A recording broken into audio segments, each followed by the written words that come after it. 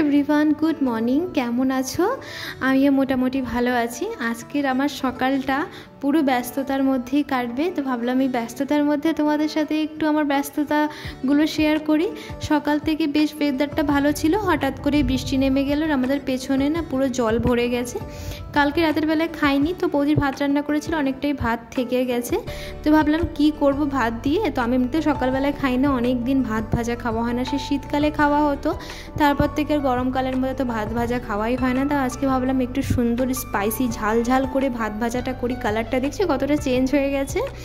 তো আমি বাজার যাব, প্রথম কথা হলো বাজার যাব, মাছ টাছ আনার আছে, শাক সবজি। 7 দিন বাজারে যাইনি, অনেক কিছু সমস্ত কিছু শেষ হয়ে গেছে, কেন কি 7-8 দিন আগে বাজার করেছিলাম।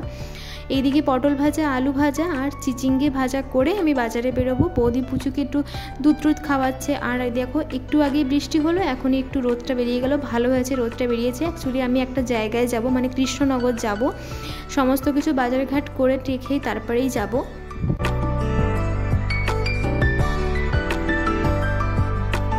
এবারের বাজার তো পুরো বাজারেই ভিড়, আর এই কদিন টানা বৃষ্টির জন্য অনেকেরা বাজার করতেই পারিনি।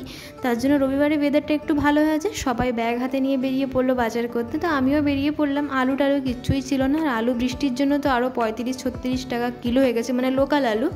আর চন্দ্রমুখী তো 40-41 চলছেই।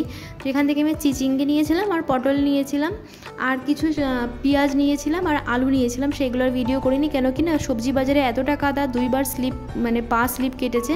আর একটু হলে মনে হয় ওখানে শুয়ে পড়তাম। চাকদার সিংহের হাট নাকি ডুবে গেছে, এতটা পরিমাণে জল ঢুকেছে চাকদায়। তো মদনপুর থেকেও কিছু সবজি আসে আর চাকদার থেকেও তো সবজি আসে। তো টমেটোর দাম একটু মানে উঠানামা করছে, মাঝে মাঝে 100-এ চলে যাচ্ছে, মাঝে মাঝে 60-50-এ চলে আসছে। তো আমি এখান থেকে উচ্ছে নিয়েছিলাম, টমেটো নিয়েছিলাম আর নিয়েছিলাম কাঁচকলা, হ্যাঁ কাঁচকলা নিয়েছিলাম আর টুকিটাকি নিয়েছিলাম। অনেক কিছু না ভিডিও করতে পারছিলাম না, অ্যাকচুয়ালি খুব ব্যস্ততার মধ্যেই ছিল। 12টা-17 কৃষ্ণনগর লোকাল ধরবো, এদিকে 10টা-10:30 বেজে গেছে। মানে আমি বাজার করে শাক সবজি মুদিখানা বাজার রেখে বাড়ি রাখবো, রেখে তারপরে একটু খাওয়া দাওয়া করবো, কেন কি সকালবেলা বেরোবো, একটু আছে খেয়ে দিয়েই বেরোবো, মানে রুটি তরকারি খেয়ে যাবো। ওখান থেকে এবার পুজোর বাজার করবো, কেন কি পরের দিন সোমবার আছে। পুজোর বাজার টাজার করে খাওয়া দাওয়া করে তারপরেই বেরোবো। একটু তো রেডি হতে একটু তো সময় লাগে, মানুষের মেয়েদের তো একটু সময় লাগে, 15-20 মিনিট তো লেগেই যায়। তো এখান থেকে আমি বিস্কুট টুস্কুট টুকিটাকি জিনিস প্রায় কিছু মানে শেষ হয়ে গেছিলো, সেইগুলো নিলাম, ধূপকাঠি মুড়ি টুড়ি।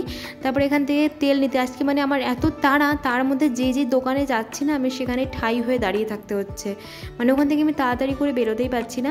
তো এই যে বাড়ি চলে আসলাম, কী এনেছি চলো তোমাদেরকে একটু দেখাইলাম। এই বেঙ্গল রাস্কের 2টো টোস্ট এনেছিলাম আর একটা ধূপকাঠি, বলতে মশার ধূপকাঠি, কেন কি এখন এই বৃষ্টির জন্য মশার প্রচুর উৎপাত, কিন্তু অতটা উপরে লাগে না। আর আমার সেই প্রাণের টোস্ট, আর এনেছিলাম একটা রিফাইন তেল, আর এনেছিলাম একটা নিমকির প্যাকেট। সবজির মধ্যে এই ভেন্ডি নিয়ে এসেছিলাম, বেগুন এনেছিলাম, টমেটো এনেছিলাম, পেঁয়াজ এনেছিলাম, চিচিঙ্গে এনেছিলাম, আলু এনেছিলাম, লঙ্কা এনেছিলাম, মানে বেশ সপ্তাহখানির বাজার মোটামুটি করে ফেলেছি। এখন আমি ঘরে যাব, যে একটু খাওয়া দাওয়া করবো আর একটু আয়রন করব, বলতে যে জামাটা পরে যাব সেই জামাটা একদম আয়রন করা নেই। এই যে দাদা একটা বড় দেখে ইলিশ মাছ দিয়ে গেছে, মানে এই বছর প্রথম ইলিশ খেতে চলেছি। আর আমি এসেছিলাম আবার ওই যে পুজোর বাজার করতে, পেয়ারা নিয়েছিলাম, আর এখান থেকে প্রদীপ, ঘি, মানে ঠাকুরের একটা মালা গলার থেকে মানে পচে গিয়ে ছিঁড়ে গেছে সেটা নিতে এসেছিলাম, মধু নিতে এসেছিলাম। তো এই যে এখানে এসে অঝরে ঘামছি আর এত তাড়াহুড়ো করছি, সেখানেই যাচ্ছি, সেখানেই আমার দেরি হয়ে যাচ্ছে। তো এই জামাটা পরেই যাব। তোমাদের সাথে অন্য একটি ব্লগে দেখা হবে। সবাই ভালো থেকো, সুস্থ থেকো, আসি তাহলে, টাটা।